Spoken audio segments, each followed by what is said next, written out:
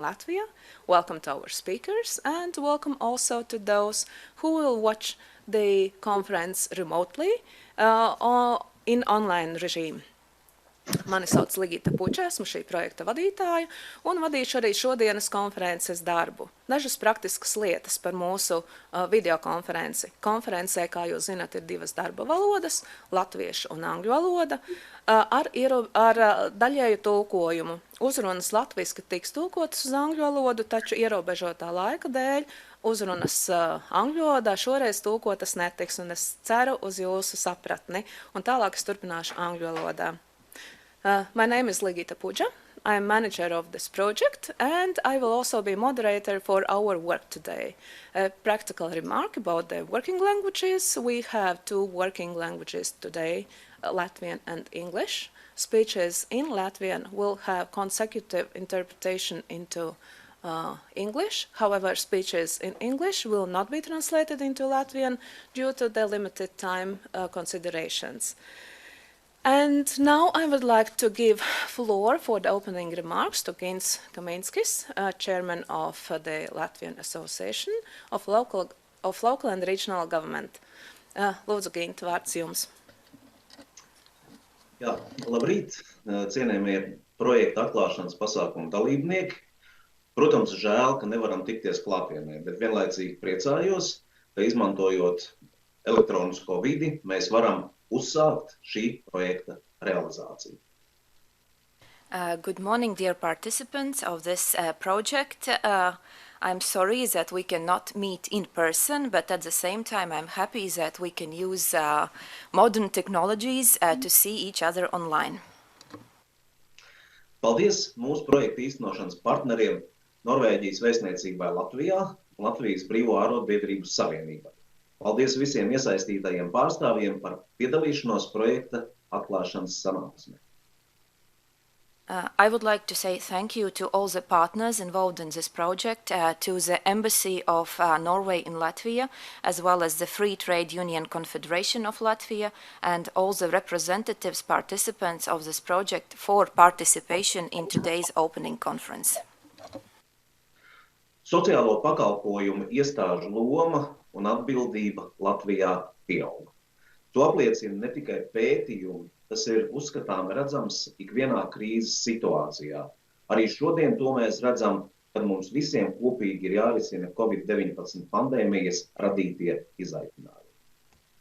The role and responsibilities of bodies, of institutions providing social services in Latvia are increasing, and this is demonstrated not only by various studies but also by everyday crisis situations like today, when all of us have to solve the challenges created by the COVID-19 pandemics.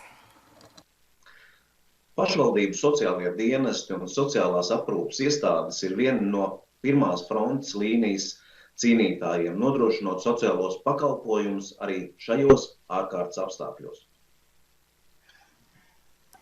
Social services and social care facilities of local governments are in the first line of our defense, providing social services even in these very difficult circumstances. Tieši tāpēc gan pašvaldībās, gan valstī mums ir nepieciešami profesionāli, labi sagatavoti un augstu motivēti sociālie darbinieki, kuri spēj sniegt kvalitatīvus pakalpojumus. Protams, strādājot ar sociālās atstumtības riska grupām sarežģītos apstākļos. And for this reason, we need professional, well-trained and highly motivated social workers who are able to provide high-quality services, working with socially deprived risk groups, even in these very difficult circumstances. Tādēļ ir ļoti svarīgi rūpēties par drošu un veselīgu darba vidi, profesionālo risku mazināšanu, vienotu pieeju nosakot darba slodzi visā valstī, pienācīgu atalgojumu un citiem cienīga darba principiem. And this is the reason why we have to take care of secure and healthy professional environment, social guarantees, professional training, uniform approach to determine the workload in our country, as well as decent wages and other principles that describe decent work. To visu var sasniegt tikai dialoga ceļā starp darba devējiem un darbiniekiem, veidojot kopēju izpratni par sociālā darba mērķiem, uzdevumiem un nepieciešamajiem resursiem. And it can be achieved only by means of dialogue between the employers and employees, so that there is common joint understanding about the purposes of social work, about its tasks and resources. Sociālais dialogs kā metode jautājuma risināšanai abu iesaistīto pušu labā vēl netiek pietiekami praktizēts Latvijā. Trūkst zināšanu un izpratnes par sociālo dialogu. Nav pietiekamas prasmes, lai uzsāktu dialogu, vestu sarunas, veidotu savstarpēju uzticēšanos. Social dialogue as a method to solve various issues between both involved parties is not yet sufficiently practiced in Latvia. There is a lack of knowledge and understanding of social dialogue. There are insufficient skills to begin this dialogue, to negotiate and to create mutual trust.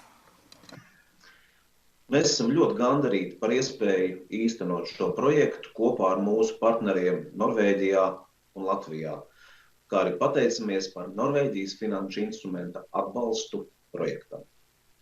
Thus, we are very grateful for the possibility to implement this project together with our partners from Norway and from Latvia, and we would also like to say thank you to the Norwegian financial instrument for supporting our project.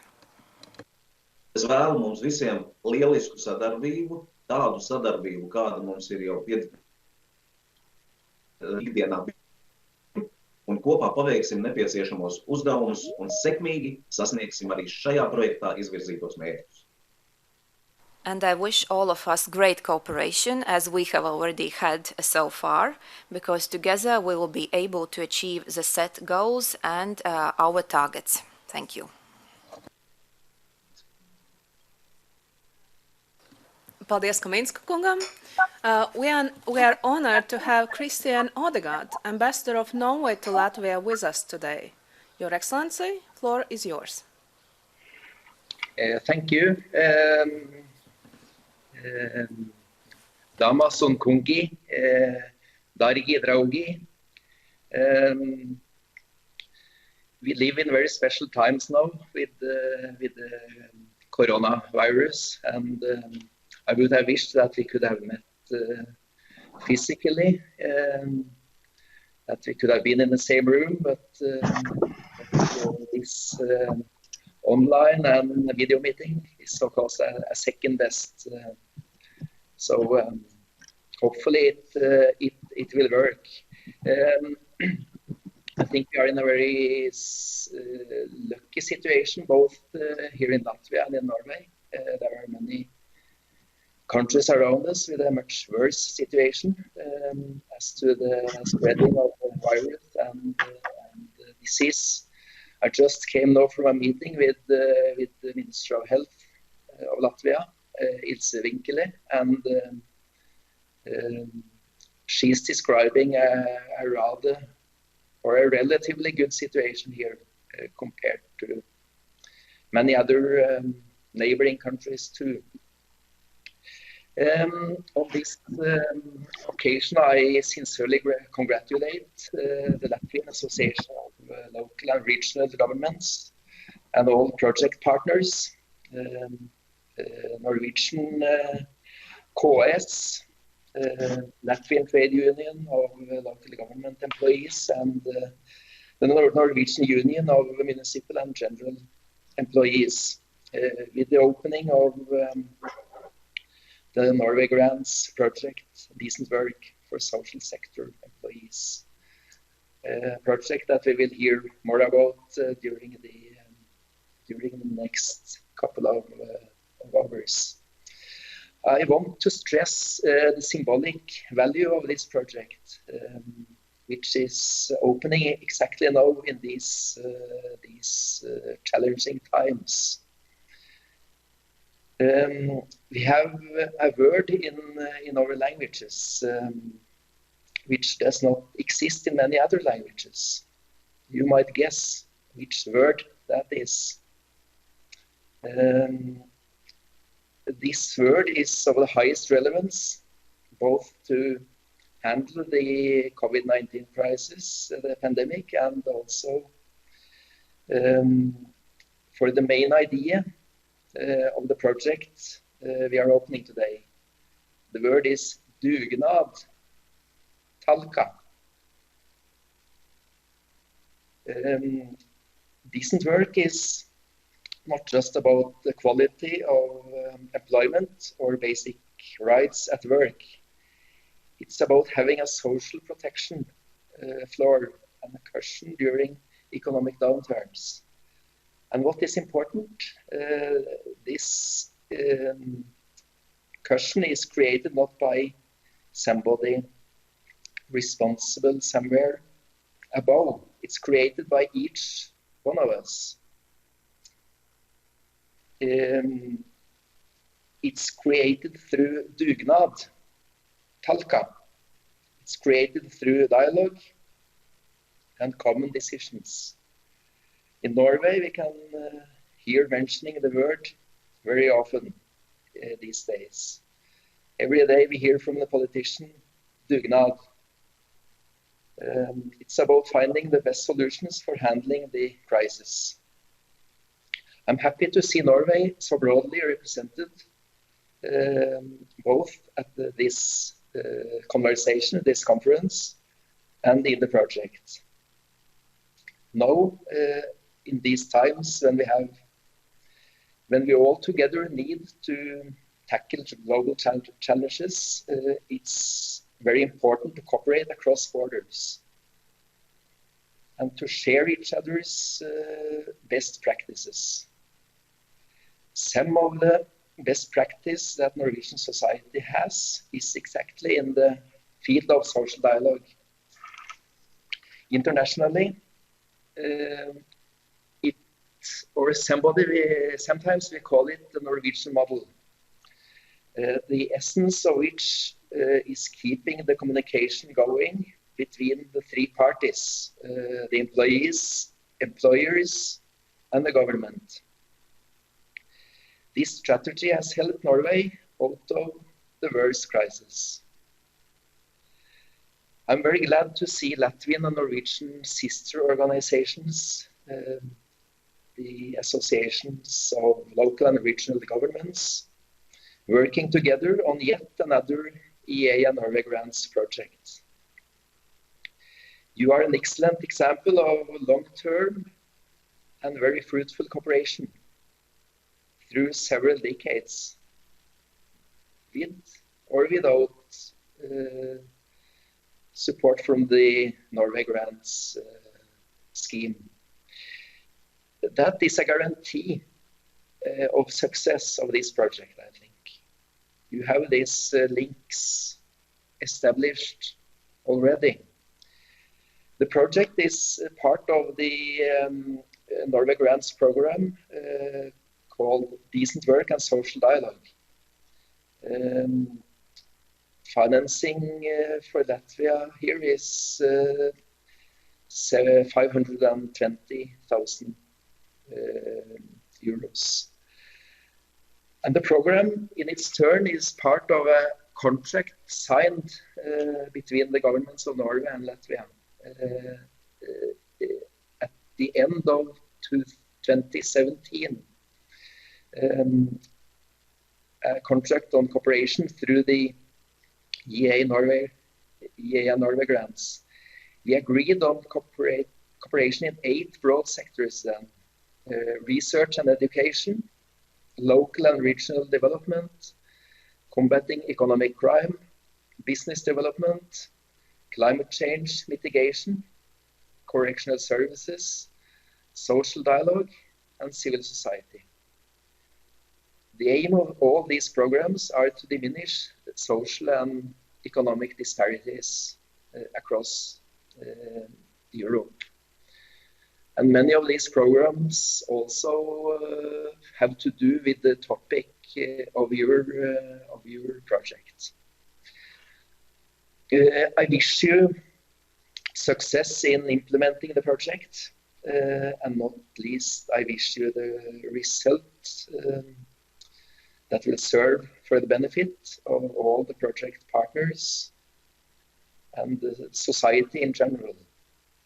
And now, with the genuine interest, I'm looking forward to learn about current issues regarding this social dialogue, both in Latvia and in Norway. So with that, thank you a lot for listening, for inviting me to the conference, and all the best for the coming discussions today. Thank you. Paldies. Thank you, Mr. Ambassador, for very encouraging words, and indeed cooperation and dialogue are of great value. And the importance of dialogue is actually the topic of our project. In terms of our project, it is dialogue between employers and trade unions, and therefore I'm pleased to welcome our next speaker, Egils Balzāns, Chairman of the Latvian Free Trade Union Confederation. Balzāns kungs, vārds ir jums. Jā, paldies, godājumie kolēģi, un gribu sveikt visus projekta dalībniekus ar šo projektu uzsākšanu, un no savas puses var apliecināt, ka Latvijas Brīvo arotbiedrības savienība, mūsu dalību organizācijas atbalstīs šo projektu, iesaistīsies, un mēs strādāsim nopietni sadarbībā, lai sasniegtu arī uzstādītos mūsu mērķus, un šie rezultāti būtu arī cienīgi darba cienīgi. Tas būtu viens, un īpaši paldies Norvēģi pusē un Norvēģijas vēstniecībai Latvijā. Mēs no savas puses gribētu uzsvērt, ka arotbiedrības vienmēr runā par to, ka sociālais dialogs ir, protams, interešu pārstāvniecība, jo, kā jau pat minēja kolēģi, man jādod tulkot, atvainojiet. Good morning, colleagues. I would like to welcome all the parties and wish you all the best for today's conference and for our work. On my behalf, on the behalf of the Union of the Free Trade Union Confederation, I can say that we will support these activities, we will participate in them, and we will do everything possible to achieve the targets, to achieve the set results, so that we have everything that is required for decent work. And I would also like to say thank you to our Norwegian partners, to the Norwegian Embassy for their involvement and support. Jā, un mēs no savas puses arotbiedrība ļoti cenšamies nostiprināt tās ekskluzīvās tiesības, kas ir arotbiedrībām sociālajā dialogā, un tas ir koplīgums institūcijas, uzņēmuma līmenī, nacionālā līmenī, nozars līmenī. Varbūt mums Latvijā nav tik attīstīta teritoriālā sadarbība, bet mums ir daudz vienošanās ar Latvijas Pašvaldības savienības dalībniekiem, pašvaldībām, un es domāju, ka tā ir laba praksa, īpaši Latvijas izglītības zinātnieku darbinieku arotbiedrībai, tā ir ļoti plaša prakse, koplīgumi ar pašvaldību institūcijām. On our behalf, I can say that we have a certain, so to say, beginnings already speaking about the social work and social dialogue, and for example, in the form of collective agreements at various levels, at the level of companies, of sectorial level, national level, and so on. Maybe our territorial cooperation is not as well developed, but our partners, our members have a very good cooperation in various areas. For example, the Trade Union of Education Employees has very good foundations with regards to cooperation in the area of education and science. And we, on our behalf, will do everything to strengthen this basis.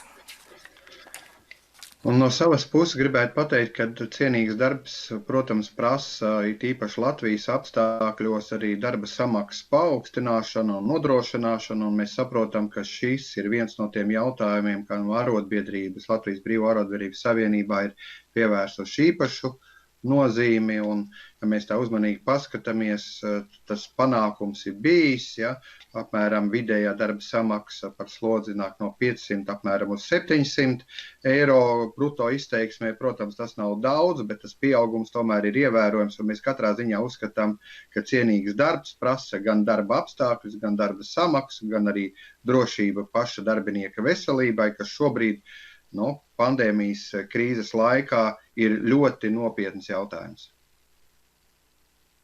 And speaking about decent work, which still needs some improvement in Latvia, we cannot forget about wages, about increase of wages, security and safety at job. And our confederation has focused on these issues for a while. We find them very important. For example, we have had certain successes in increasing the average wage from 500 euros to 700 euros gross. Of course, it's not a huge amount, but this increase is quite considerable. And speaking about decent work, we have to remember that it entails various aspects, conditions of work, decent wages, and also safety at work, which is very important considering the current situation with the pandemics. Jā, mēs no savas puses esam noslēguši vairāk kārt, un tā ir principā pagarināta arī ģenerāla vienošanās sociālās aprūpes jomā, kur 3 dalību organizācijas no Latvijas Arotbiedrības Savienības to ir parakstījuši ar veselības ministriju. Tas arī tāds labs princips, kas nodrošina vismaz šīs minimālās tarifu likmes, bet tai pašā laikā mēs gribētu uzsvērt to, ka šobrīd šajā pandēmijas laikā ir ārkārtīgi izkristalizējusies tā doma, kad arotbiedrību un arī zināmā mērā pašvaldību prasības par to, ka ir jānostiprina tieši veselības aprūpes finansējums un arī sociālās aprūpes finansējums ir ļoti būtisks, un mēs domājam, ka arī turpmāk tā labā tradīcija, kas mums bieži vien ar pašvaldību savienību ir bijusi un darba devējiem, ka mēs arī 3 puses Latvijas Arotbiedrību Savienību, pašvaldību savienību, darba devēju konfederāciju varētu arī dot priekšlikumus kopīgus arī valdībai un censties tos arī nodrošināt. On our behalf, I can also say that we have actually prolonged a general agreement in the social care sector. 3 parties have participated in this process, and we have achieved good progress. We have certain minimum tariffs that apply to workers working in this sector. It is very important, especially considering the current situation, the pandemics, and our partners, also our confederation and local governments have always emphasized the need to strengthen the financing for social care and for medical care, especially considering the current circumstances.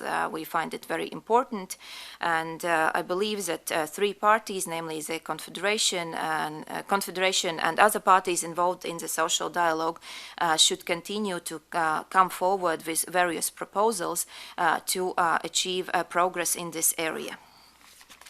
Jā, no savas puses vēlreiz gribētu uzsvērt to, ka tiešām šis darba samaksas, droša darba vides jautājums, arī slodzes un pārslodzes jautājumi ir ļoti būtiski, un risinot šo finansējumu sociālās aprūpes darbiniekiem un nozarei, principā jau var tā teikt, un otras puses arī, protams, veselības aprūpei, kas ir cieši saistīti, tad mēs varētu arī ne tikai atrisināt daudzas problēmas, kas saistīts ar cienīgu darbu, bet arī nodrošināt to, ka būtu arī papildus laiks profesionālai izaugsmai, sociālās aprūpes darbiniekiem, kvalifikācijas celšanai un arī pietiekams laiks atpūtai, jo es domāju, ka šī pārslodze, kas reizēm ir, un tas atpūtas nepietiekamība arī tomēr izsmeļ tos cilvēka resursus un veicina arī reizēm arī tādas lietas kā izdegšanas sindromu, kas ir ļoti būtisks.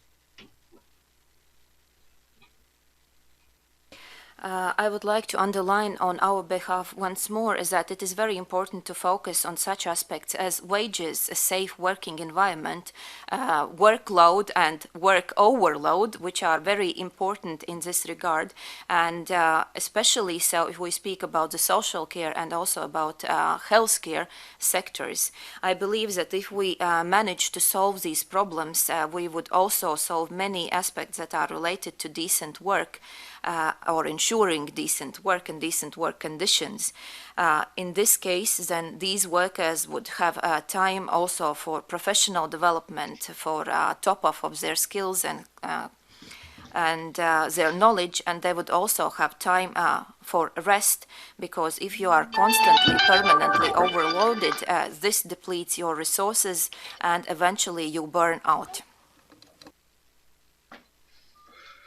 Jā, vēlreiz visiem novēlu veiksmīgu darbu un no savas puses apliecinu gatavību, ka mēs strādāsim kopā un sasniegsim šos kopīgos mērķus.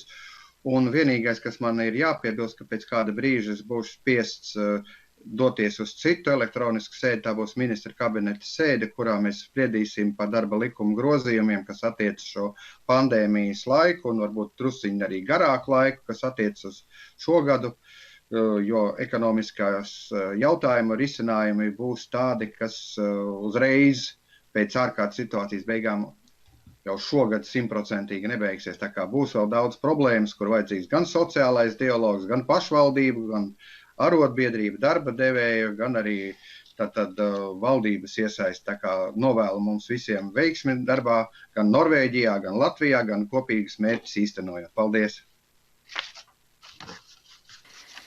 On my behalf, I would like to wish all of you great success, and I would like to underline once more that we are ready to work together to achieve our targets. And at the same time, I would also like to say sorry, because I will have to leave this online conference in a moment to switch to another online event, namely the Cabinet of Ministers meeting, where we will discuss possible amendments to the labor law that will cover this year and actually the entire period, the entire time after the pandemics, because certain economic solutions will have to be found for quite a lengthy period of time. And I'm sure that we will continue social dialogue with the involvement of local governments, trade unions, the government, and so on. And once more, I would like to wish everyone a success from the Norway side as well as from the Latvian side, and to say thank you.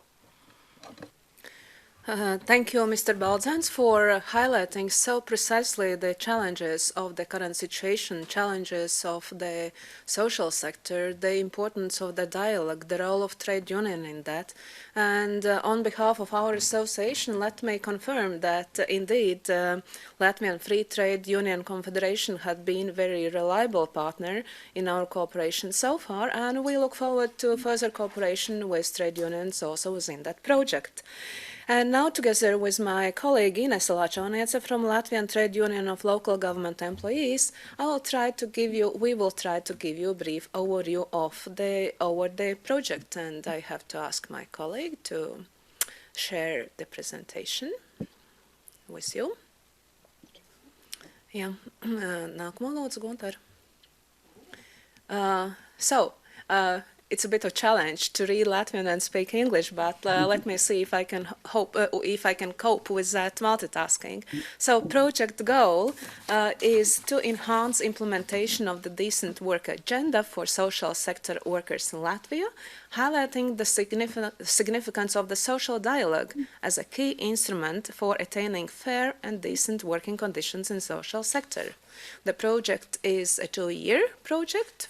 It's starting this year in April and will end in 31st of March 2022. Next, please. Our project partners, you can see the logos. It's our association as a project promoter, and we have the Trade Union of Municipal Employees of Latvia. We have Norwegian Association of Local and Regional Authorities, our reliable partner, as it was noted by Ambassador also in the previous project financed by Norway grants. And we look forward to cooperation with a new partner, Norwegian Trade Union of Municipal and General Employees, Fagforbundet. Nākošo lūdzu.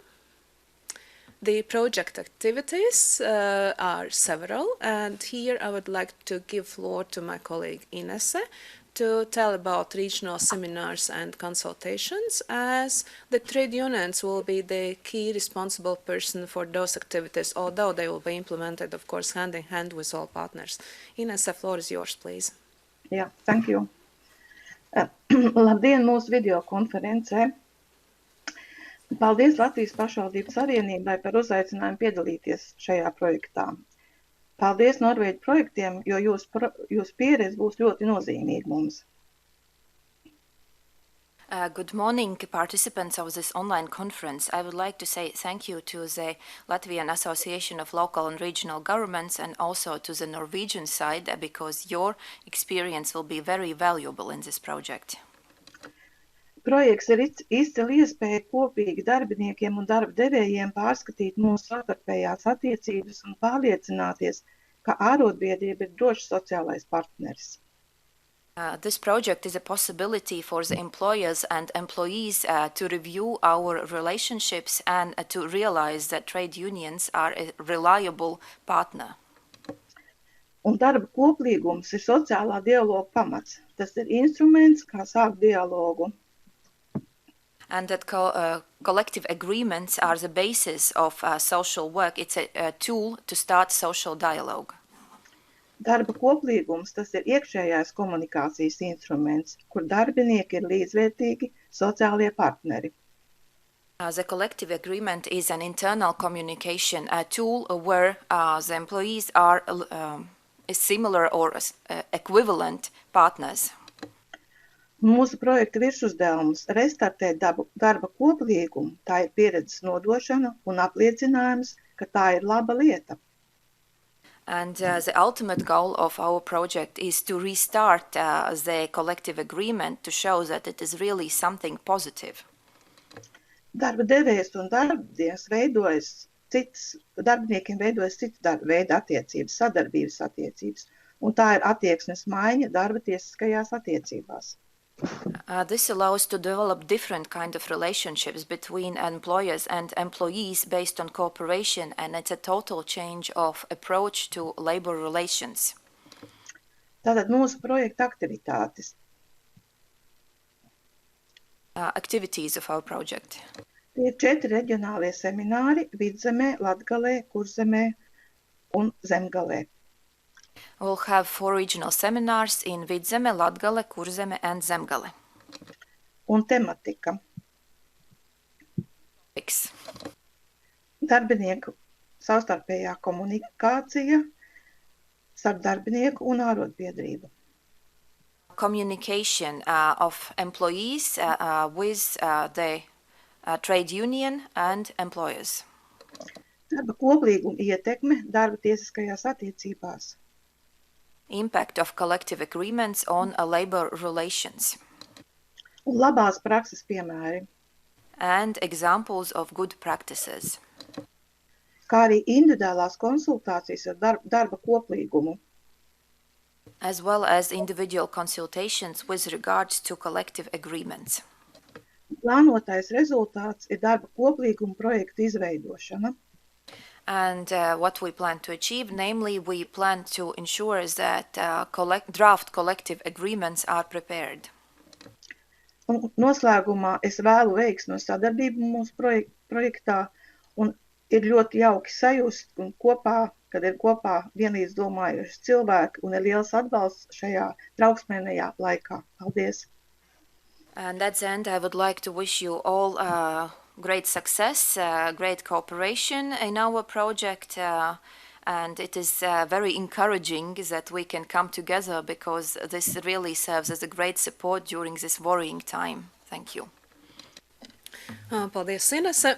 More about the project activities. In addition to those regional seminars and individual consultations primarily focused on social dialogue and collective agreements, we will have quite extensive workshop cycles and different training seminars for local politicians and leaders of municipal service authorities in Latvia. The topics, I will not enumerate all of them, but they will include, but not limited to, mastery-oriented leadership training, where we will learn a lot from Norwegian experience, how to develop positive dialogue, how to involve staff of or to encourage the staff of social services in decision-taking process, how to build cooperation, communication, how to identify and manage risk factors for social workers working in high social risk environment, etc. We will have also different interinstitutional cooperation, all that for upcoming 2 years. And at the end, we will elaborate recommendations for implementing decent work agenda in social sectors to sustain the project results also after the end of the project. And at the end of the project, as always at the end, there will be final conference where we will meet again, hopefully not online but live, and we will present the project results, outline further steps how to sustain the outcomes. And of course, important thing is awareness raising campaign on the role of social dialogue, as it is still a challenge to resolve and to work on. So this is what we have planned in our project. And now let's see how the collective agreements and social dialogue work in Norway. We have a number of speakers from Norwegian side, from different perspectives, from the employers, from the employees, and a representative from a municipality. And I would like to give floor first to Alexander Henriksen, Senior Advisor of KS on collective agreement as a result of social dialogue in social work, and what are the benefits of the local government as employer. Please, floor is yours. Thank you, and thank you for the invitation. I've been asked to give a 10-minute introduction to social dialogue in Norway and KS's role as an employer organization in negotiating collective agreements. So I'll share some slides with you. KS is the only association for local and regional authorities in Norway.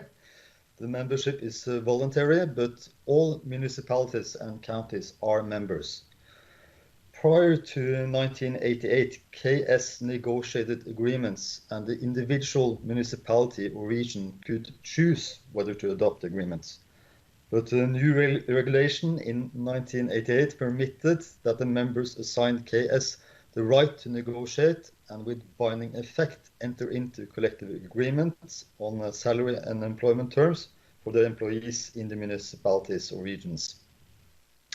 Today, KS negotiates on behalf of all the members with the exception of Oslo. So Oslo negotiates its own agreements with the labor unions, but follows the result of KS negotiations for the most part. The local government sector employs 30% of the total workforce in Norway and counts almost 500,000 employees. And the total salary mass in 2019 was 280 billion kroners. The majority of local government employees are members of a trade union. The union density is high in Norway, so half of all Norwegian employees are union members.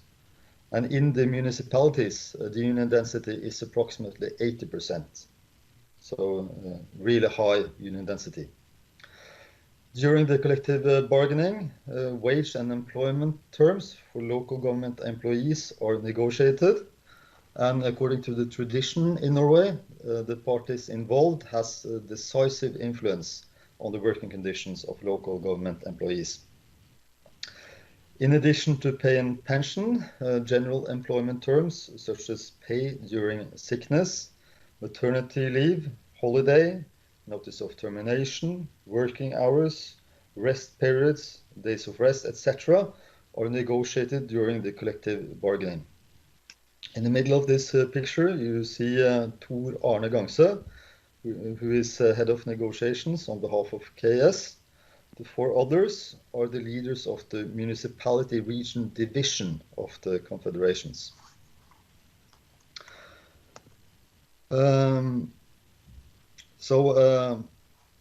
Most of the trade unions have joined forces in one of out of those four negotiation cartels or confederations. And it's these four confederations that are the counterpart of KS at the general collective bargaining that takes place every second year. The two most important agreements are the basic agreements and the basic tariff agreements. And these two agreements are negotiated every second year. The basic agreement has three sections, A, B, and C. The section A is regarding the negotiation and bargaining system, and the section B is regarding cooperation between employers and employees by their union representatives. And there are two basic principles. The public sector is managed by elected councils, and the employees shall have the right of influence and co-decision in matters concerning their job situation or workplace. In the basic agreement, there is an introduction, a preamble that states the purpose of the agreements. So I would like to list some of the purposes stated in the introduction in the basic agreements. So the central social partners organizations have entered into the basic agreement in order to create the best possible foundation for cooperation between the social partners on all levels. The basic agreement shall be a means to create cooperative relations between employers and employees and the development of high-quality public services. The cooperation must be based on trust and mutual understanding of the roles of the different parties. The employees and their unions shall be involved as early as possible when reorganization and reforms are implemented. The central social partners will by themselves and together contribute to good local processes and follow up by the local partners of the intentions in the basic agreements. So that was some of the purposes stated in this basic agreement. And the follow-up and training in the basic agreement, so understanding knowledge of the basic agreement is implemented by KS and the unions together. So that was the basic agreement. The other important agreement is the basic tariff agreement. That's renegotiated every second year, but with annual wage adjustments. So the basic tariff agreement regulates pay, general employment terms such as pay during sickness, maternity leave, holiday, notice of termination, working hours, rest periods, etc. And in addition to those two agreements, we also have 25 what we call special agreements. So there's different types of special agreements. One type is a central general agreement. So that's an agreement with the four confederations of unions, regulating different terms such as travel expenses and also pensions. It's a central general agreement. And we also have some what we call central individual agreements. So agreements with individual unions. One example is an agreement we have with the Norwegian Medical Association regarding emergency services outside normal opening hours. And we also have special agreements that we call framework agreements, where the municipalities can choose to adopt agreements. So agreements where they are not obliged to use the agreements. So that was just a short introduction to the collective agreements. And I would like to talk a bit about the social dialogue in Norway. And there's some characteristics of the social dialogue in Norway. There is a large degree of trust between the social partners. We have predictable relations, and there's a willingness to find solutions.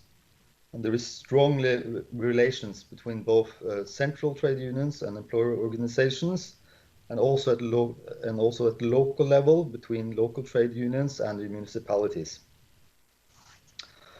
And the mentioned characteristics of social dialogue in Norway is not a recent development. But to maintain these characteristics, it's a necessity to never promise more than you can keep and keep what you have promised. And of course, it's of high importance that we have the high union density, and that's crucial to the functioning of our system and the legitimacy of the agreements reached.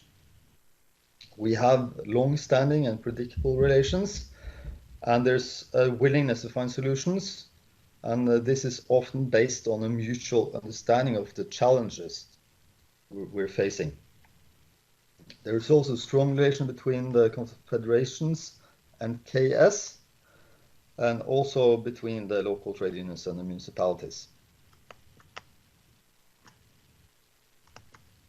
And to add some context, the ambassador mentioned the Norwegian model. Our current situation is the result of more than a century of collective bargaining and organized interest representation in political arenas.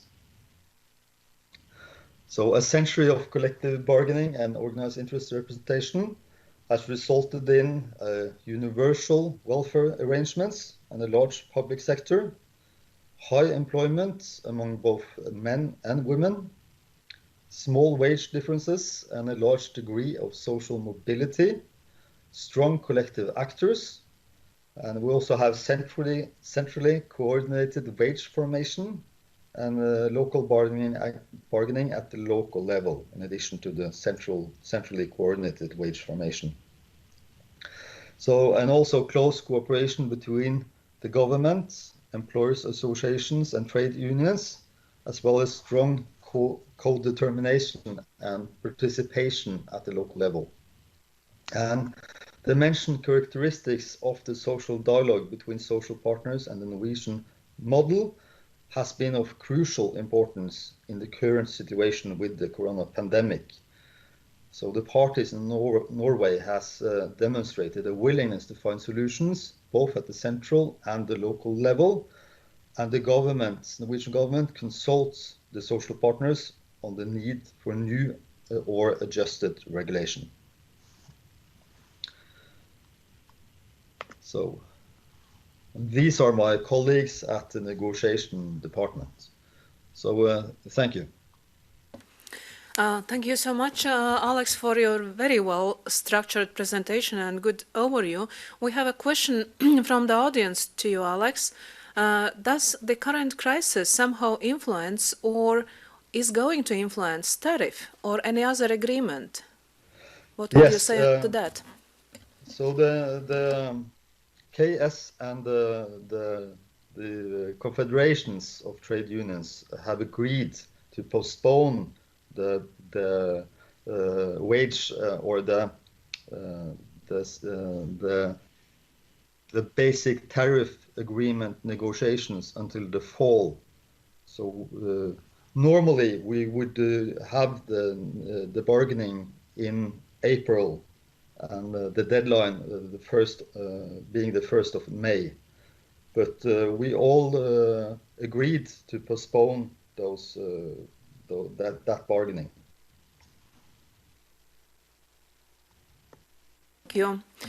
Thank you, Alex.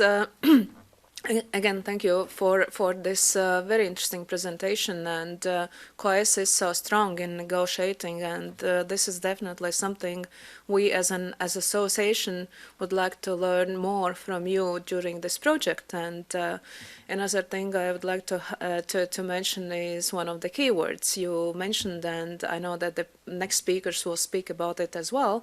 It is trust. No dialogue is possible without trust, without trusting each other, and how to build it, and how to have it on in all levels and in all areas. This is definitely a key word to success. Now I would like to give floor to our next speaker, Kari Hesselberg, Head of Social Care and Health Department from Øvre Eiker Municipality. Kari, floor is yours, please. Thank you. Could Alexander stop sharing his presentation, and I will see if I can be able to share mine. Let's see if I'm possible to do that. What can you see now? Can you see the presentation? No, not yet, but I'm sure it's coming. Okay. Am I doing something wrong then, maybe? As I know the content of your presentation, I can assure the other participants that it is worth waiting. Because those practical stories are always so important. And yes, now we have your presentation on the screens. No, it disappeared again. It disappeared again. Okay, we try again. Yes. Yes, Kari. It's there? Yeah. Okay. Good. Okay. Why do we cooperate with labor unions? Well, I work locally, and I'm a little bit more on the practical side. I hope you can bear with that. We cooperate with labor unions because it's useful. Our main goal, of course, in health and social care in Övre Eiker is to provide services to the inhabitants that are good or with the correct quality. We have maybe around 1,000 users, and we have maybe around 600 employees, all in all, which is in my department.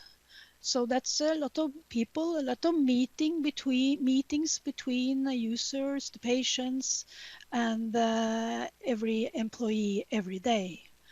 And quality is defined, I think, very much in the meeting between the employee and the patient or the users of service. You can see some of our employees here. They are using rickshaws to transport elderly people around sometimes. They use their dogs, they take it into the nursing home, etc. And that kind of creativity, it needs that they want to maybe do an extra. I think that an employee with a competence and mastery, that is absolutely our main asset. And I wanted to tell you a little about how we do it. We have something we call the SMIA groups. SMIA in Norwegian means smithy, and the SMIA words stands for Cooperative Groups for Dialogue and Inclusion at the Workplace.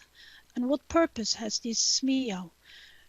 We have one SMIA at every workplace, and it is to have a system for development, and because we think that the employees have good ideas, and we think that the employees should experience mastery, and we think if we are able to get the ideas and the good dialogue with the employees, we will deliver quality services. Who takes part in these groups? There is a leader, the local leader in the workplace. There is elected representatives of labor unions and also safety representative.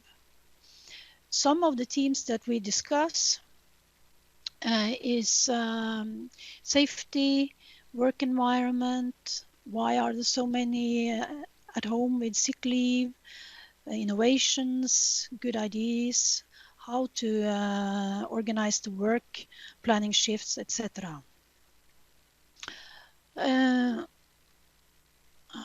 Something happened there now. I couldn't.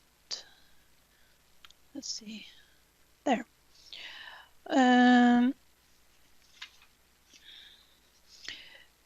We have also, of course, in addition to these SMIA groups, we have regular dialogue at the workplace. Nurses, assistant nurses, and other employees. We have about 3 up to 5 actually different labor unions, and each union has an elected representatives at every workplace, and also one centrally placed in the municipality. So we have local representative. The local representative has dialogue with the local leader, and the central with the top leadership, in this case me, and also other of my colleagues. We are approximately 30 leaders, so you can see a picture there of some of us.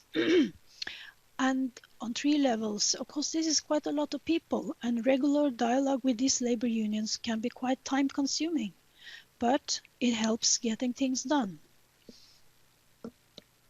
I want to share with you 2 examples. The first one is we wanted to centralize and collect the nurses in home care in one base to ensure common practice. Many of our employees were very much against this, and we had a lot of dialogue, we had a lot of information, and because we have these groups and we took time and we have trust, so we agreed in the end. And of course, in this corona crisis, it's absolutely interesting and necessary to have this dialogue already systematically in place in peacetime, so to say. It made it necessary to change some employees' work hours from 7-hour shifts to 12-hour shifts, which is a lot. Many are against that. And what we saw, which was interesting for us, is that the representatives of the nurses union at the municipal level was against, but the representatives at the workplace were pro. And when we got the dialogue going, we agreed, so far at least. We are lucky we do not have that many people sick yet from this virus, but we are prepared. So what are the results? And also what is the success factors? The elected representatives, they know and understand operations, which is very important. They work, they know what's needed. And the representatives should be well informed and included in respectful dialogue. This is, of course, a question of leadership. And of course, it also is a question of that the elected representatives must have sufficient training and knowledge, training from their own unions. We experience that the representatives, they contribute to implementing important and necessary changes. It's important then that we respect each other's roles and have the same goals for our services goals for our services to our patients. And as Alexander, he talked about these collective agreements made by KS, and of course they are in the how to say, at the bottom, and they are crucial for all that we do locally, and they make absolutely my job easier, I would say, and I hope that we get better results. I think so. Yeah, thank you. Thank you. Thank you, Kari, so much for it. I have to say that it's my personal opinion, and I know that many people will agree to me that it is true value of the projects like that to have a possibility to talk to someone who is working on ground. It's very good and it's very needed to have an overview how the system works and how it should work.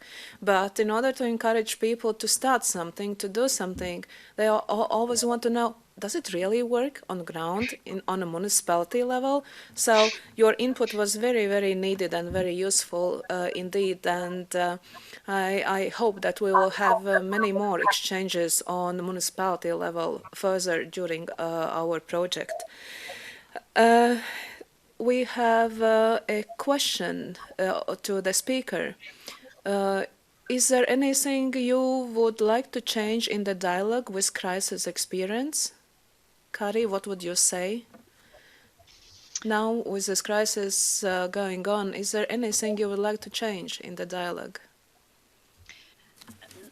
Not really, not at this moment. I don't think so. I think, as I said, these systems should be made in peacetime. Then they work in the crisis situation. So far, I feel that we have very good cooperation locally, but of course, the level of crisis is not yet at its most at its peak in our municipality. So I can't say, but so far, I'm very happy with our dialogue. Thank you so much. Good luck in your further work.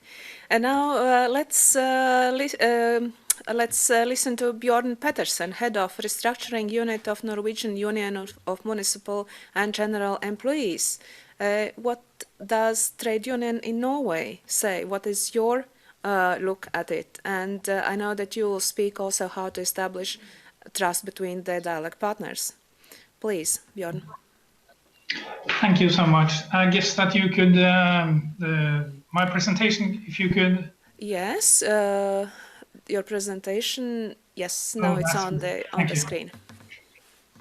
First, I'd like to say it's so nice to see you all, and I hope to see you in person, at least in the closing session.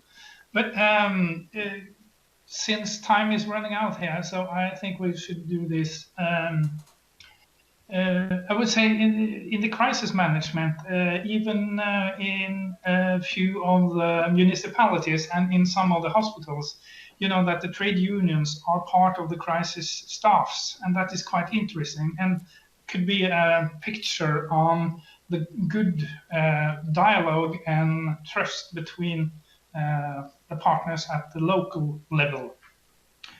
Fagforbundet is the largest trade union in Norway. We have approximately 400,000 members, and we are organizing more than 100 different occupations.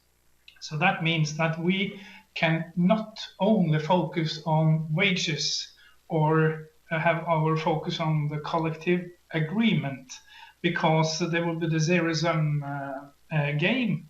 And if all of us should have more in higher wages every other year, then the system would collapse. So as a partner, as an organization, we try to see the whole picture, and therefore we try to be socially responsible and ensure that the hospitals and the municipalities have good economy. So therefore, I would say that the presentations from my colleagues in KS was very good, and I really don't disagree too much to them. I'm head of a restructuring unit, and we are 8 people working out to try to ensure that there is no privatization or outsourcing in the municipalities and in the hospitals. We also try to take services back into public ownership. During the last few years, we've been working quite a lot with the merging of municipalities in Norway, because that has been a large focus on how we have to be fewer municipalities. We used to be 430, now we are about 358, and that has been some of the largest restructuring in Norway ever.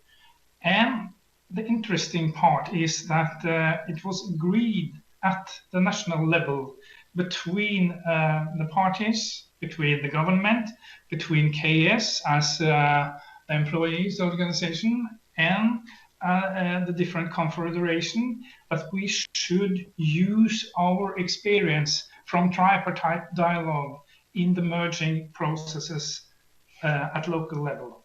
So if you take the next presentation, please. Thank you. So I tried to picture out there that social dialogue means that is the broad concept which includes a whole dialogue in the society, whereas tripartite dialogue is between the government, the employees' organizations, and trade unions. And that has been functioning at the national level. That's part of the, what you call, Alexander, and the ambassadors. It is the Norwegian or the Nordic model. That is one of the legs in them. The cooperation, the organized working life is very important. And during this merging and in other situations, we have tried to sort of level it down to the municipal level. And that has been quite interesting because when we work together, trade unions, employers, organizations, with support from politicians, that has been a very good way of establishing trust between the partners. When the local trade union representatives meets with the leader at the local level and knows that the local politicians is supporting that, we have to find new solutions, we have to be innovative, we have to develop our services, and they work together to find out how to do things. Trust is built, and that is good for all and good for society. So if we take the next presentations. Thank you. I tried to split between what is good for in the employee's perspective as well as the employee's perspective. And be in mind that there is a lot of changes in the working life. Digitalization and more skilled labor force is changing for and challenging for us all.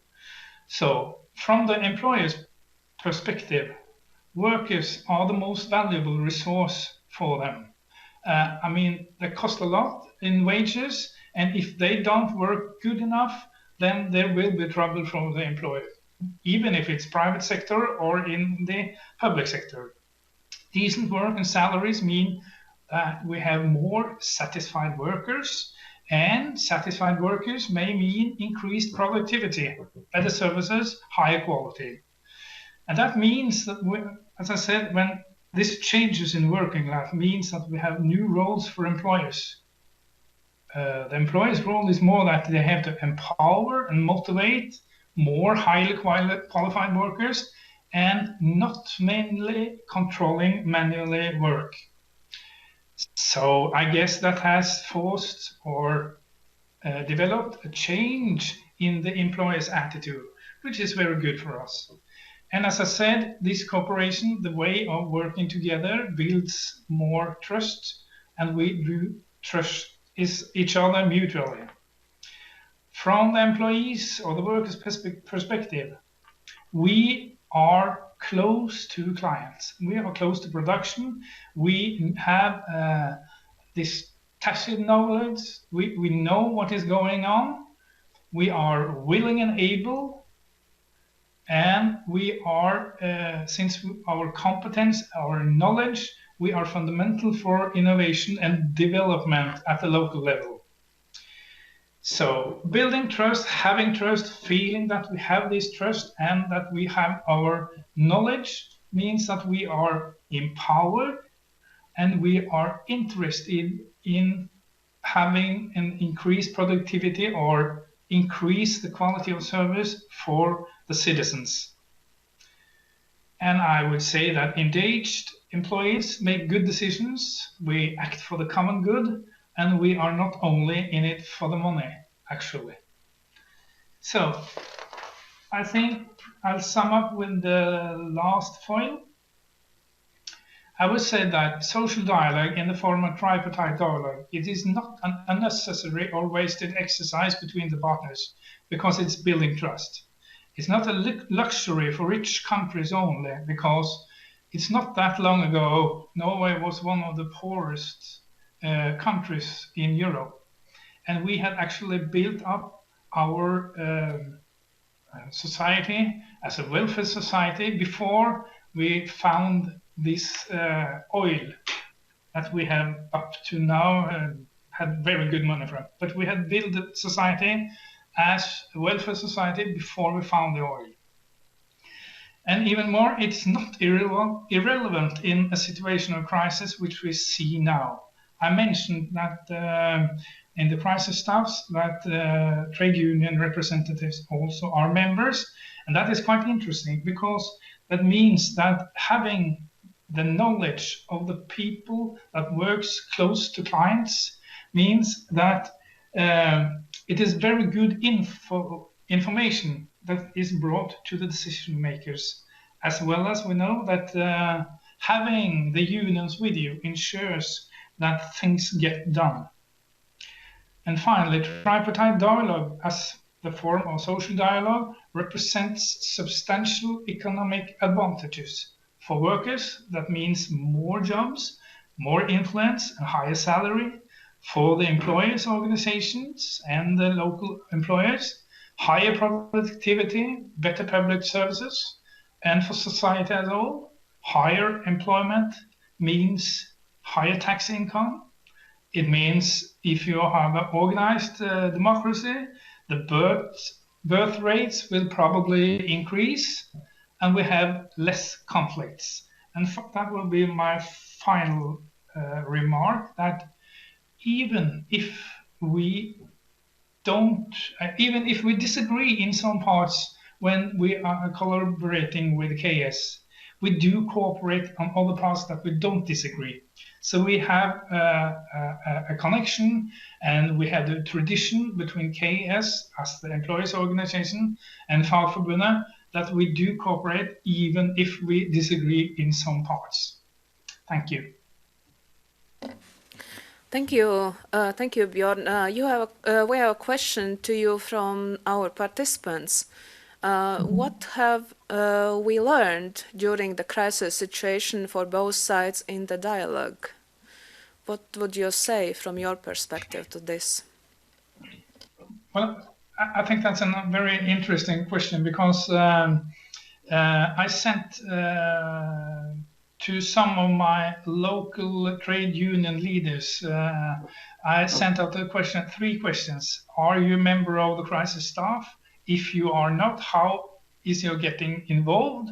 And the third is, do you feel that you have getting enough information from the leaders? And the interesting part is that some of our trade unions were represented in the crisis staff, but even if they weren't, they had good relations and got very well information as well as they could inform the leaders. So I would say they are coping very well, actually.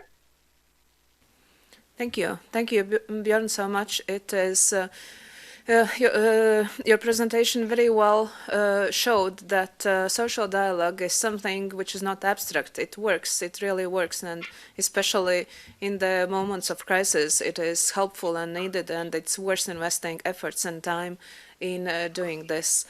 Our project is basically about exchange between Norway and Latvia, but I would like now to give floor to our next speaker, Irēna Liepiņa, Deputy Chairperson of the Latvian Free Trade Union Confederation, to have a little bit broader view how the social dialogue is implemented in Europe, in other countries. We are kind of a bit short of time, but still it is interesting to see how it is in Europe. Please, Irēna, the floor is yours. Good afternoon. And I asked my presentation. While we have we are grateful to participate in this video conference and share the experience we have in the Baltic Sea region, where when we had the Decent Work Conference 2 years ago in Riga, in the Bastun Baltic Sea Trade Union Network, we had the Norwegian model social dialogue presentation. And I'm very happy to hear today the more detailed information about the basic agreement and tariff agreements and collective agreements we are just seeking. And Norway really has one of the best practices in European Union. If we see the social model, and European social model in this scene. And the speaker told that it was not the salmon and oil that made Norway rich, but the good, not only yes, but good constructive social dialogue between the social partners, tripartite social dialogue. So what is our perspective with regard to European social model? It's 20 years in trade union work and also scientific work, PhD thesis. And looking at this practical and analytical level, we always look at the United Nations goals, and goal number 8, which is decent work universally, and also one of the sustainable goals of the United Nations. And sustainability was the key word also on World Economic Forum, how to achieve it. So social dialogue is the best tool how to achieve it, and collective agreements is the one, the tangible results. And at the moment we have 20%, around 20% coverage of collective agreements in Latvia, which is not enough. European Trade Union Confederation, which we also showed in our book, Exclusive Trade Union Rights and Collective Bargaining Freedom, you see the green book, says that it should be tripled. It's normal to have 60%, 60 collective bargaining. We have 1/3, 20%. So we have a lot to do in Latvia. So cooperation with Norway and implementing and having as a good example Norwegian model of social dialogue is really a key solution. So let's move on to the next slide and see some examples in action of everyday life in Latvia, social dialogue. You see this picture where there's a lot of persons, and Ines on the screen, that's with Norwegian trade unions some while ago. And really we keep good cooperation, and my compliments to Ines Alačauniece and her social partners. She really do her works great at the trade union. Let's go to next slide. So here we also have a common background. That's a Treaty of European Union, 3 articles for the tripartite social dialogue. And Europe already 4 years ago in June stated that they need a new start.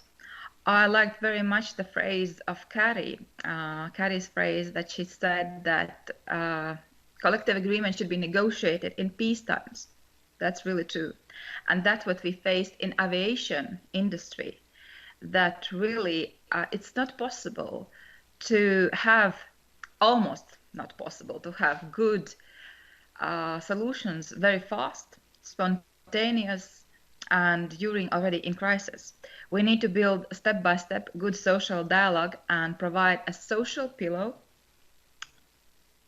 wage reserve funds, other social guarantees when the crisis as COVID-19 comes. Nobody expected that it might escalate so severely, and we must say thanks to our discipline.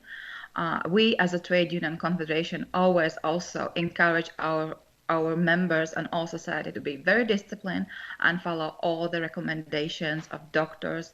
Health Minister Madam Vienķele does a great work indeed to keep the society safe.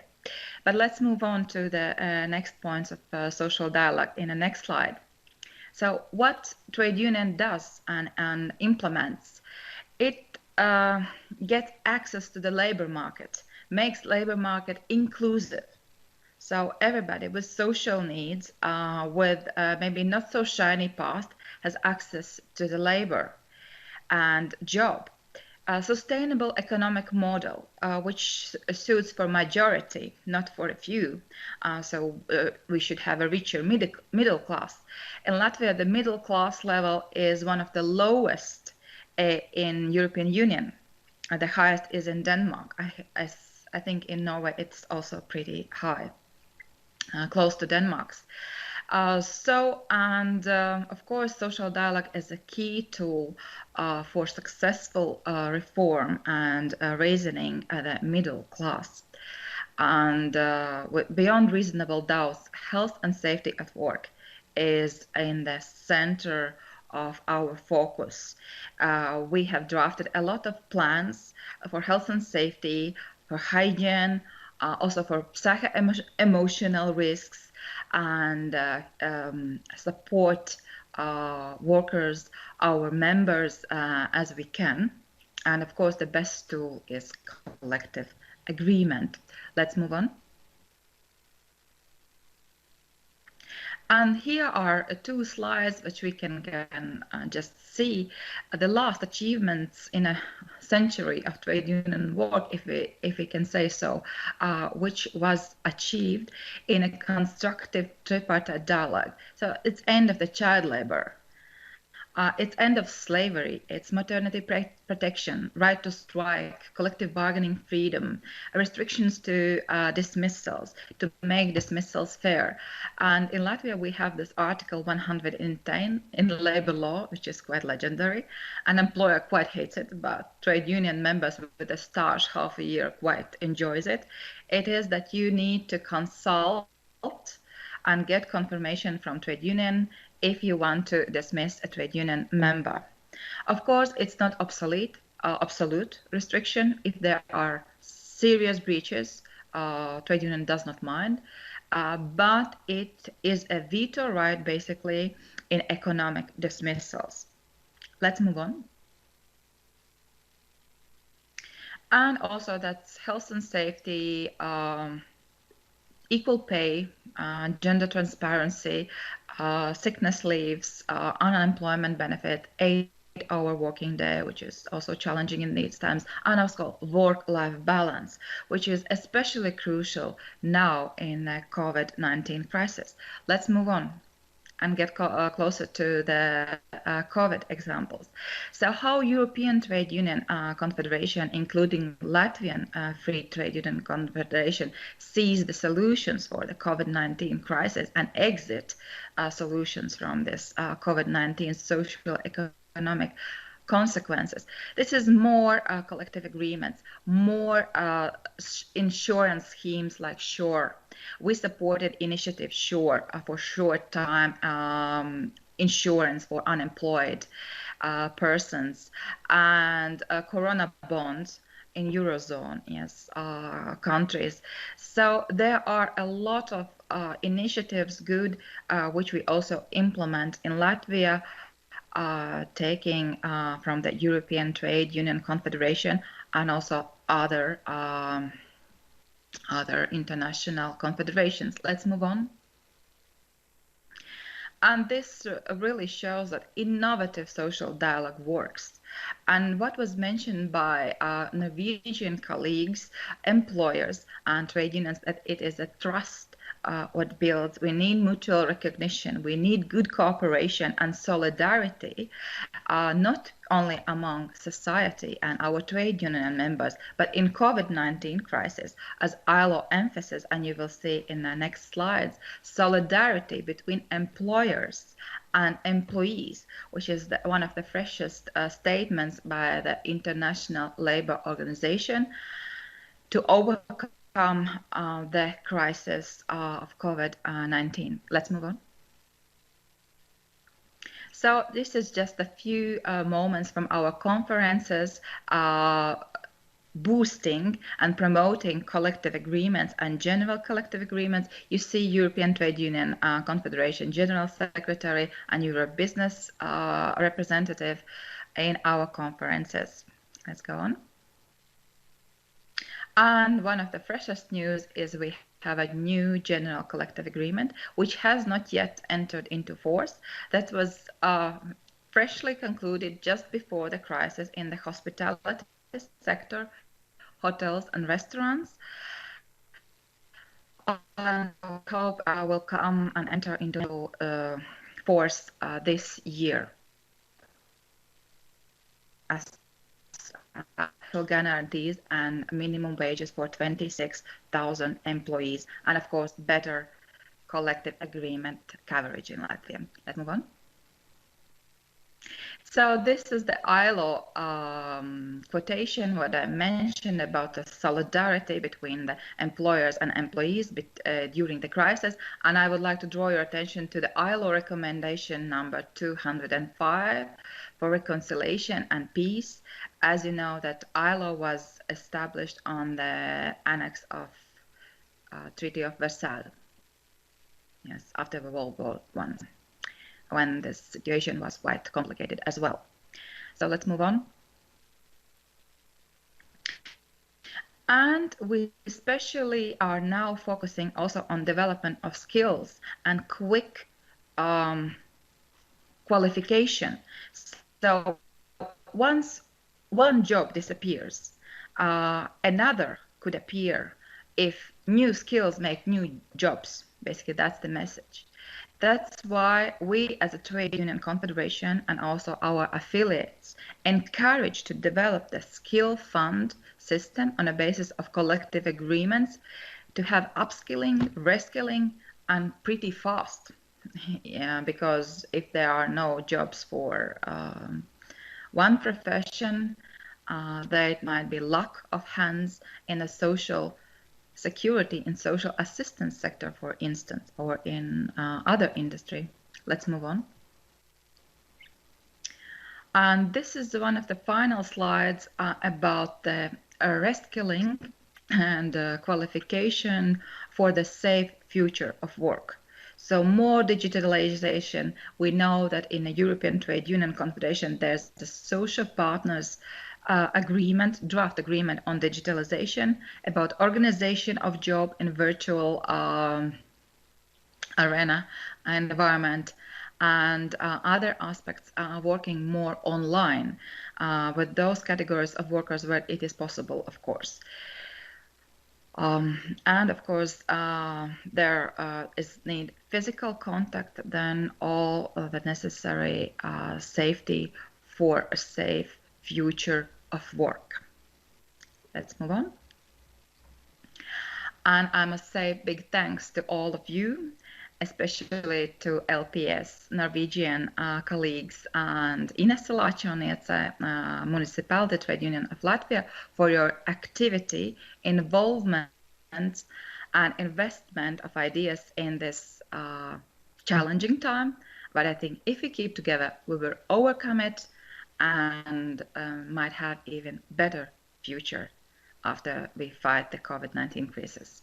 Good luck. Thank you, Irena. Thank you indeed. We have a question to you from our participants. You mentioned 20% coverage. It's collective agreement coverage, right? And the question is that overall rate in Latvia or for social sector specifically? And if it is mean rate or general rate for Latvia, then among social workers, is it higher or lower than average? It is overall, unfortunately, yes. And with one general collective agreement in construction, it improved for 4% up. So let's hope with new general collective agreement, for instance, this hospitality general collective agreement, we will have even more 4% and 24%. In a social security sector, we have a general collective agreement, as Mr. Balzans already said. And collective agreements, and Ines might tell you more because she has a specific knowledge and statistics in her sector. But my view is that it's average. And from the Baltic states, we have the best situation. If you see Lithuania, Estonia, Latvia is the best with coverage, and also in a social work field sector. Yes. So 20 is overall. Thank you, Irene. Again, hopefully our project will give its input to this percentage, and hopefully this percentage will go up a bit by the end of the project. We have to move on with the agenda of our video conference, and I would like to give floor to our next speaker, Ilse Kurme from the Ministry of Welfare, the project manager of European Social Fund project development of professional social work in local governments. Already as Mr. Chairman Kaminskis, chairman of our association, said that social workers are the soldiers who fight in the first defense lines in the moment of crisis. So let's hear more. What is the social work environment in Latvia currently? What are the challenges? What are solutions? Please, Ilse, the floor is yours. Thank you for opportunity to be here, and I'm absolutely agree with you about the social workers as key players, one of the key players and frontline soldiers in this COVID crisis. So, and I would like to say big thank you to all our colleagues who are working and keeping working and in this quite unstable situation. Yeah, I'm from Ministry of Welfare, as Ligita mentioned, and things I will tell you about today is about work in the working environment of social work in municipalities. And it's about real work on the ground, as also Ligita mentioned before, and as well I will tell about challenges and potential solutions we have found. And working environment, of course, is one of the very important issues for professionals. In this case, in my presentation for social work specialists, and the environment plays also very important role in employers' life, as we spend about a third of our working lives in this workplace, and all the conditions and also some risk factors in and around affect and or may affect our safety and health. I see the next slide.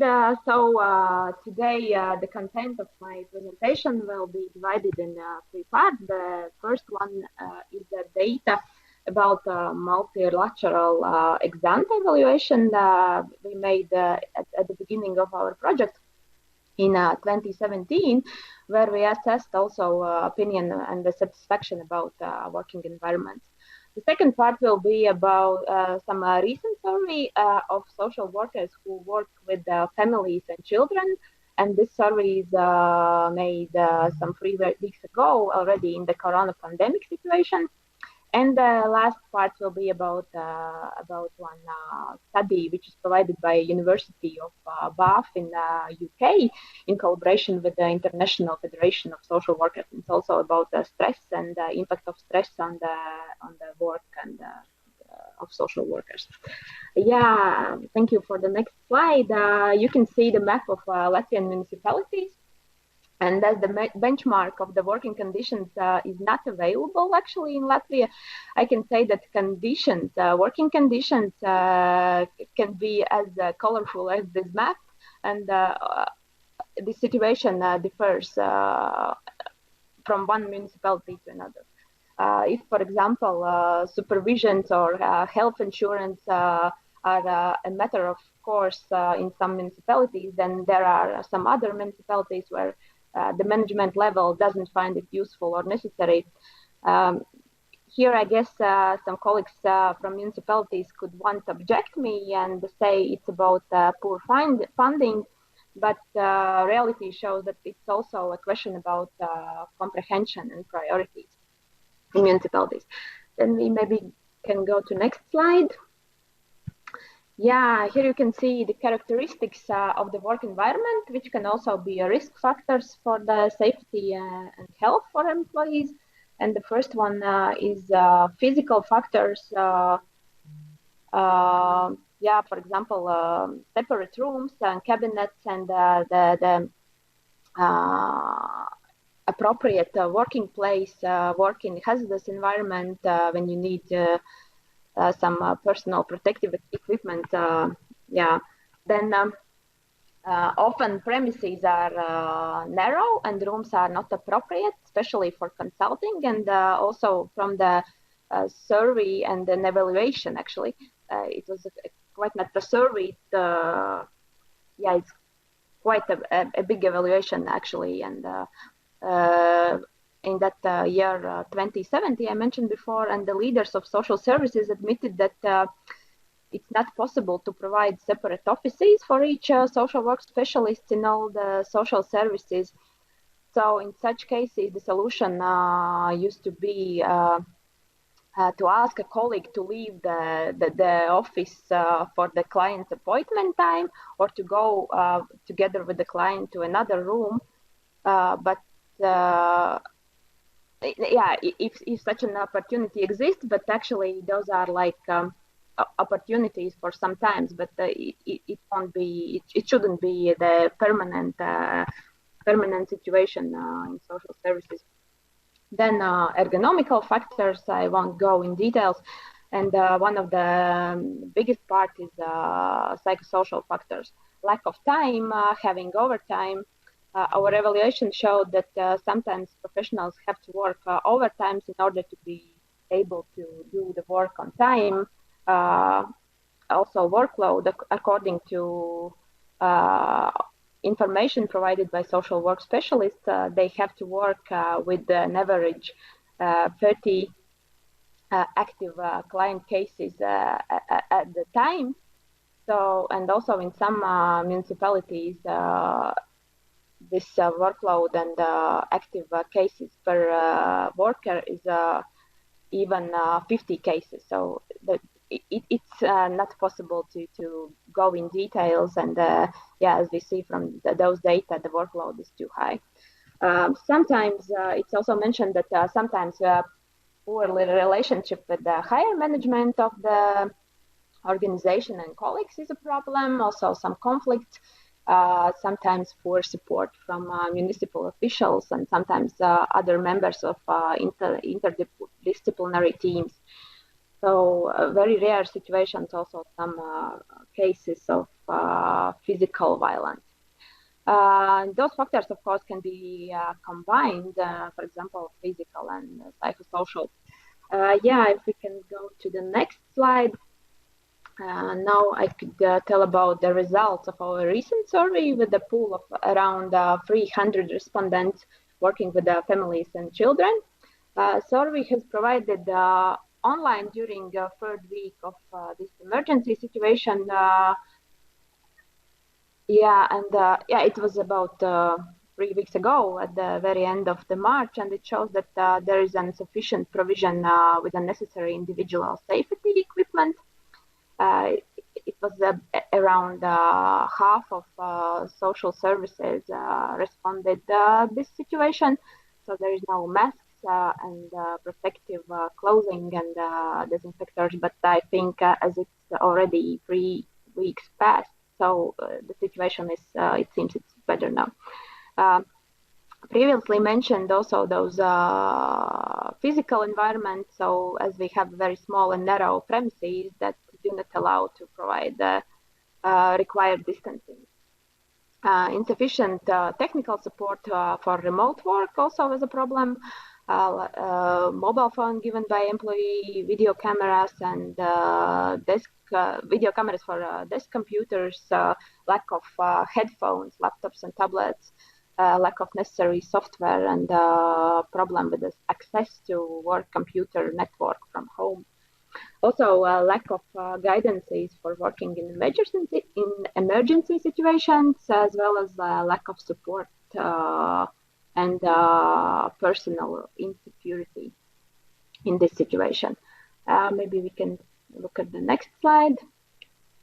And for many social workers, the municipalities doesn't provide health insurance, and this is the aspect that increases the sense of insecurity and fear of infection for workers, as well as difficulties in case management process when noticed. So lack of direct communication, as well as problems with home observation that is not a comfortable situation for social workers as professional. In describing their emotional state, social workers mentioned concerns about the ability to perform their work sufficiently, taking into account factors I already mentioned, as well as increased stress and fatigue, anxiety, and unpredictability. uncertainty about the future and how long will the situation be, as well as sleep problems, headaches, tensions, and some signs of depression. It's clear that there are a lot of emotional factors, and we also asked professionals to assess their emotional state, in figures, and asked to mark how your emotional well-being has changed in the past last weeks since the emergency in the country. If 5 indicates a situation when nothing has changed scientifically in your emotional well-being, but 1, the most significant changes in your emotional well-being. And the average rate was 3.1, and it seems, it's an average, and I think we should maybe make some survey about the figures now. Well, it seems I'm in delay of time, so please maybe skip next 2 slides. Those are about impact of long-term stress, according to survey was run in UK, but it's just informative and it's just like a bridge to the third part of my presentation. And then we can say of slide number 9. Let me see. This one. Thank you. Slide number 9, and we are trying to benchmark Latvia on the global background, and that's why we participate in a global study that tries to assess how the working conditions of social workers can be affected by stress. And this study is provided by the University of Bath in United Kingdom in collaboration with the International Federation of Social Workers. And the importance of research can be seen in the fact that social work is an emotionally very difficult and stress-related profession, which at the same time provides high satisfaction for social workers with that what has been achieved and with the results. So till now, there has been very little academic research on working conditions that can affect stress. So now, according to timeline, the data collection phase is over in this study. Until the middle of March, around 500 social workers in Latvia have completed this questionnaire. And there was quantitative questionnaire for social workers working in the social field, regardless of the position held and the type of organization. And it's important to have opinion from both state and municipal institutions, as well as from NGOs, academic forces, supervisors, and heads of institutions related to the social work. And the next one, originally this questionnaire is in English, but it was translated also in French, Spanish, Latvian, and Polish. And the questions include such topics as workload, time pressure, relationship with management and colleagues, self-determination, support received, adaptation to new circumstances, and different aspects of well-being. After this obtaining of the opinion of social workers worldwide, the impact of working conditions on their psychological health will be studied more deeply. And the data were collected by the end of the March, and the first results are planned to be presented in July. Then maybe, that's informative. That's why our idea was to take part in this study to get some results. We can understand where are we with our situation, and what maybe are some proposals how we can develop our situation. And now to solutions. That's what we are thinking about our project. Is the regular assessment of the needs of social workers in this working environment field, like providing surveys, ensuring participation in such international researches, and we actually find it as our responsibility to be part of them. So also to translate some results and spread the information about the results to the municipalities and other stakeholders and people in charge of some decision making. Then also to have some needs-based actions responding to those needs, for example, guidelines, remote supervisions, new aspects for training for social workers. Within our project, twice a year, we publish a periodical magazine, Social Work in Latvia, so maybe working environment could be an issue for thematical edition. Also, it was one thing we considered some time ago. Also, information and education of municipalities and municipal officials, as well as regular measurement of well-being of social workers as a criteria of quality of work, and also maybe setting standards of practice on some aspects of working environment.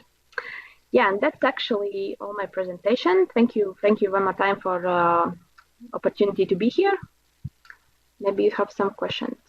Thank you, Ilse, so much for your presentation. We have a comment from the participants of the conference that we look forward to see the results of the survey. It will be so useful in the project, so we look forward to that. And we have a question to you from the participants of the conference again, and it's about the next planning period of, I guess, EU funds. Could you please briefly outline what are plans of the Ministry of Welfare regarding next planning period of the EU funds to strengthen the social work sector in Latvia? Yeah, there are some plans. They are quite. They are not sure. They are in some study of consideration, but as I know, it's about development of education and a lot of educational things, like, trainings and things so on.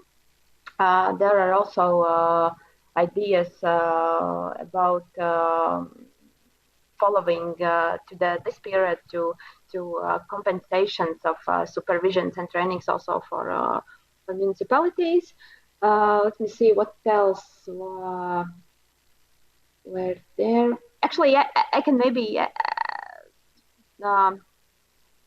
make some notes and send to project colleagues because I didn't saw the last version, and for this moment I can't remember what there was more things that were there.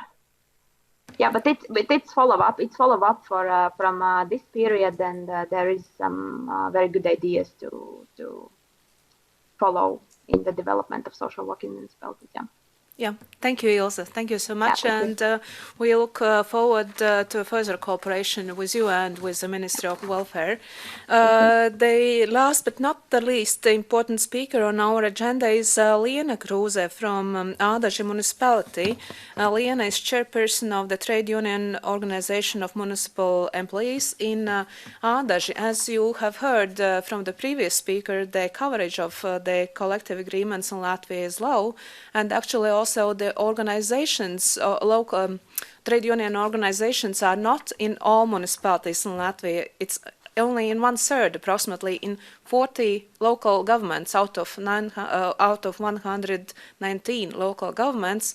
We have trade union organizations, and only in 35% of those municipalities where the organizations exist, there are concluded collective agreements. And now we are looking forward to your presentation, Liena, or to your story. What can you tell about Ādaži?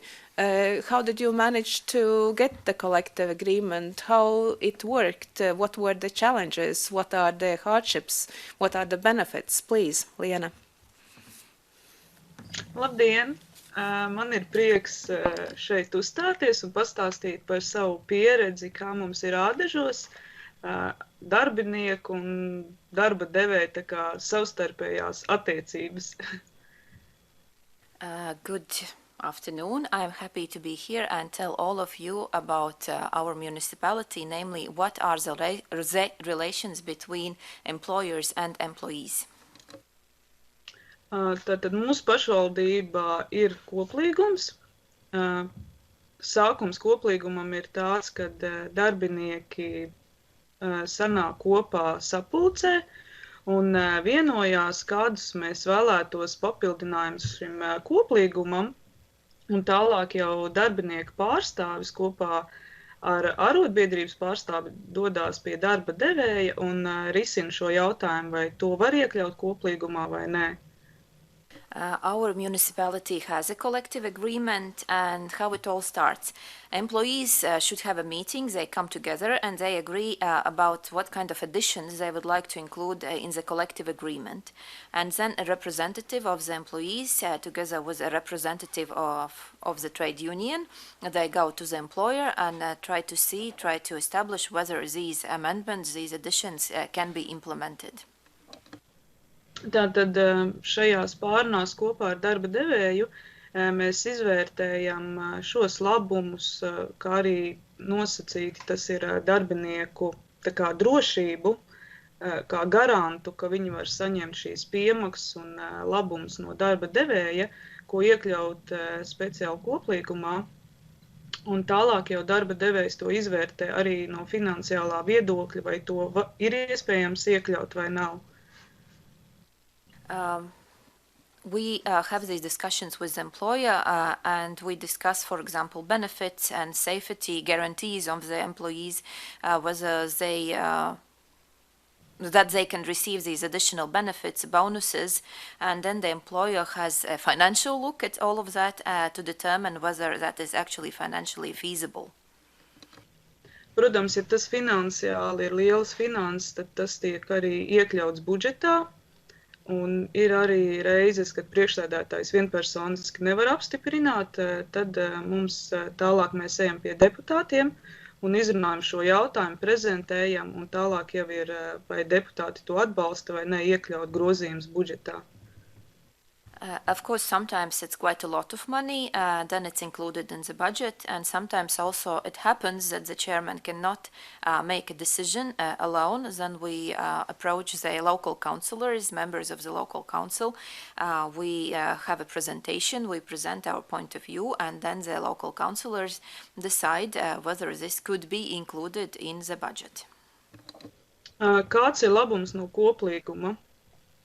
Kā es to saskatu, likumā ir noteikts dažādas piemaksas, atvieglojumi, samaksas pa virsstundām, tad koplīgums ir tāds sīkāks, kur ir precīzi noteiktas, piemēram, ja ir likumā noteikta piemaksa līdz 40%, tad koplīgumā mēs varam noteikt tieši konkrēt šo piemaksu, kad piemaksa par, piemēram, aizvietošanu ir 30%. Līdz ar to tas ir noteikts koplīgumā, un pie šādas piemaksas arī paliek. Where do I see the benefits of collective agreements? The law stipulates quite general provisions, like what bonuses can be paid to employees, how much money they will receive for overtime, what other advantages they can receive. The collective agreement, on the other hand, is much more detailed. For example, if the law says that the additional payment would be up to 40% for replacing someone else at your place of work, then the collective agreement, for example, says 30%, and this is the amount that the employees then receive. Tas, protams, arī attiecās par darbinieku novērtējumu, ko likums pieļauj vienreiz gadā piešķirt šīs prēmijas, tad koplīgumā mēs atsevišķi arī nosakam šos kritērijus, kas attiecās uz darbinieku pašnovērtējumu, cik ilgi viņš strādājis pašvaldībā, un attiecīgi pēc šiem punktiem vai līmeņiem arī tiek noteikta attiecīgā piemaksa. Also, according to the law, once per year job evaluation is performed, and there are certain criteria for which additional benefit can be paid. And the collective agreement has a set of clear criteria. It also covers self-assessment, for example, how long the employee has worked in the particular local government, and all of that allows us to calculate or to know how much money will be paid to each employee. Kā arī papildus koplīgumā tiek izdalīts atsevišķas darbinieku darba vietas, kuras ir, piemēram, strādā paaugstinātu risku, kam ir nepieciešamas šīs apdrošināšanas, kā arī specializēts apģērbs un speciāli materiāli priekš darba veikšanas. In addition, the collective agreement also speaks about specific workplaces where the employers face higher risk than in other workplaces. And in this case, the agreement provides for insurance, also for specialized clothing and specialized materials that should be and can be used in these workplaces. Un, protams, lielākais iegūms no arotbiedrības ir arī šis juridiskais atbalsts, jo bieži ir kaut kādas darba risināmi konflikti, kas ir tieši juridiski, kas attiecās arī uz atlaišanām vai kaut kādu piemaksu nepiešķiršanu, ko mēs arī juridiski varam risināt ar darba devēju. And of course, the greatest benefit that trade unions provide to us is legal support, because quite often conflicts happen at work. These are legal conflicts, maybe related to layoffs or refusal to pay certain benefits, and then the trade unions can be of assistance. Un darbinieku izvēle iestāties arotbiedrībā arī viens no galvenajiem tiem motīviem ir tas, ka darbinieku nevar atlaist bez arotbiedrības piekrišanas. And one of the main motivators for someone to consider joining a trade union is the fact that this employee cannot be really laid off without a consent from the respective trade union. Man droši vien pašvaldībā ir paveicies ar to, ka mums ir labas attiecības ar darba devēju. Līdz ar to, jebkuras izmaiņas koplīgumā arī pārsvarā mums darba devējs pieņem un apstiprina, un šī saruna ir mierīgi, un mēs visu izvērtējam. Maybe we are quite lucky in our local government because we have good relations with our employer, so all the negotiations about any changes in the collective agreement take place really in a calm atmosphere, and we discuss and agree about these changes. Vēl es varētu pastāstīt, ka mūsu arotbiedrība ir kopš 2013. gada, un biedru skaits tajā ir apmēram 1/3 no kopējiem biedriem, no kopējiem darbiniekiem. Un man būtu, protams, lielāks prieks, ja visi darbinieki, kas strādā mūsu pašvaldībā, arī iestātos arotbiedrībā. In addition, I can say that our trade union has existed since 2013, and approximately 1/3 of all employees of our local government are our members, though I would be happier if we had a 100% participation rate.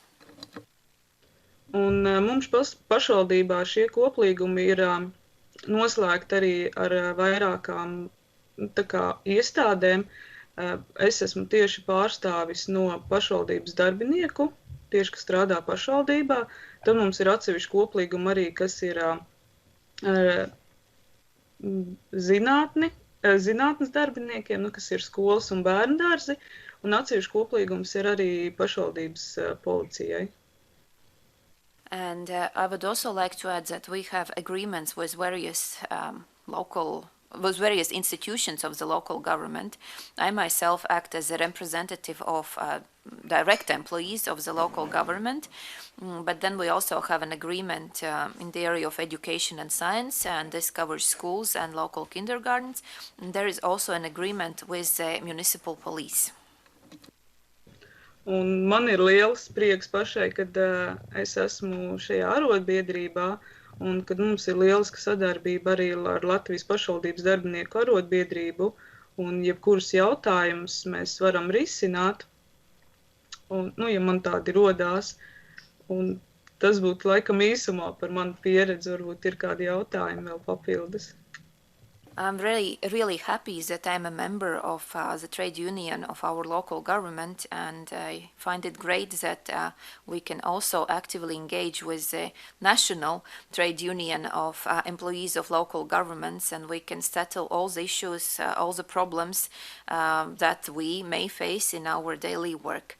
And that, I think, would be briefly it. That is everything that I wanted to tell. Maybe you have any questions. Thank you, Liena. Thank you so much for sharing your story, your Ādažu story. This is what matters. Practical stories, how it works, what works well and what doesn't work that well. And I wish you all the success in continuing the work and increasing the membership of your organization.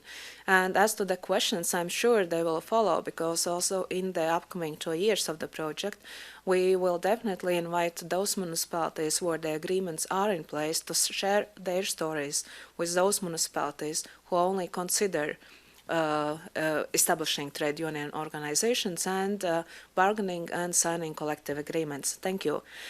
And to end our conference, since we are over time a bit already, I would like to say huge thank you to all the speakers today for your input. We heard many inspiring, yet I think practical and down-to-earth presentations.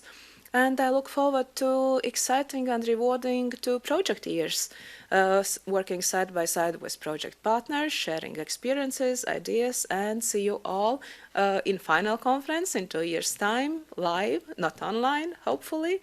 And we keep in touch. Be well and stay healthy. Paldies runātājiem un klausītājiem. Uz tikšanos! Atā!